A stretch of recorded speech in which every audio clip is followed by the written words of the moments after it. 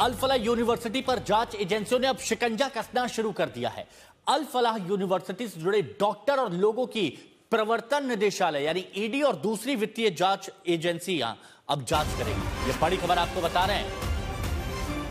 NIA terror module की terror financing की भी जांच की जाएगी। अल फलाह यूनिवर्सिटी में डॉक्टर और उससे जुड़े लोगों की वित्तीय जांच प्रवर्तन निदेशालय और दूसरी एजेंसियां करेंगी। यह बड़ी और अहम खबर इस वक्त क्या आपको बता रहे हैं। टेरर फंडिंग के एंगल से एनआईए अब जांच करेगी और वित्तीय लेन देन से जुड़ी हर बारीकी पर ध्यान दिया जाएगा। डॉक्टरों की वित्तीय जांच भी की जाएगी अल फलाह के साथ साथ।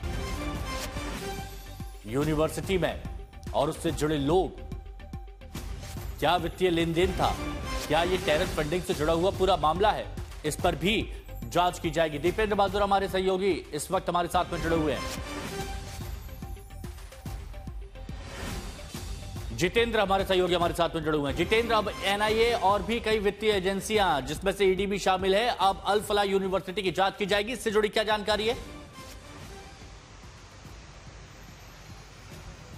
हिमांशु, इस वक्त की सबसे बड़ी खबर यह है कि जो अल फलाह यूनिवर्सिटी है, जो एक तरीके का टेरर मॉड्यूल वहां पर बना हुआ था, उसके बारे में कह रहे हैं कि ईडी जो है इसके बारे में वित्तीय जांच करेगी। इसके साथ साथ जो दूसरी फाइनेंशियल संस्थाएं हैं सरकार की, वो भी इसमें उसके वित्तीय जांच करेंगे। साथ ही जो डॉक्टर्स का जो टेरर मॉड्यूल रहा है, उनके पास किस तरीके से टेरर फाइनेंसिंग हुई है, एनआईए उसके बारे में जांच करेगी। यही नहीं, सूत्रों ने यह भी जानकारी दी है कि एनआईए की टीम इस पूरे यूनिवर्सिटी की फॉरेंसिक ऑडिट भी कराएगी। इस तरीके की जानकारी मिल रही है। फॉरेंसिक ऑडिट कराने का मतलब यह है कि जिस तरीके से इस यूनिवर्सिटी में बहुत सारे लोग जिस इन्वॉल्व रहे हैं, इसमें कई डॉक्टर्स के नाम आ रहे हैं, जम्मू कश्मीर से जुड़े हुए डॉक्टर्स हैं, या फिर इसके साथ साथ यूपी से जुड़ी हुई जो डॉक्टर शाहीन है, उसका भी नाम इसी यूनिवर्सिटी से आ रहा है। तो एक विस्तृत जांच की ओर अब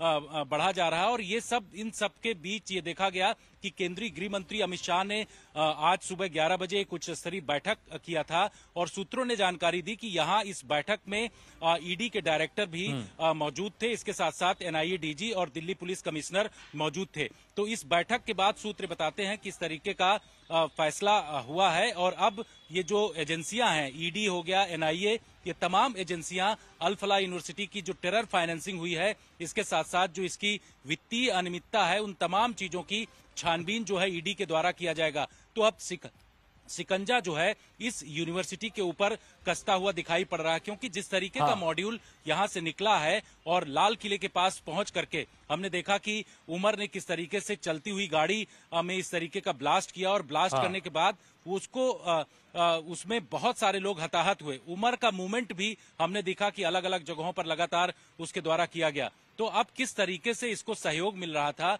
इस यूनिवर्सिटी के कमरे में बहुत सारे लोग बिल्कुल जितेंद्र, बहुत ज्यादा जरूरी हो जाता है क्योंकि सारी शक की सुइयां इधर ही आके मुड़ती हैं, क्योंकि बिल्डिंग नंबर 17, कमरा नंबर 13, कमरा नंबर 4, वहीं पर पूरी साजिश रची गई, गाड़ियां भी अब वहीं से मिल रही हैं। तो जांच होनी थी। शुक्रिया आपका हमारे साथ जुड़ने के लिए।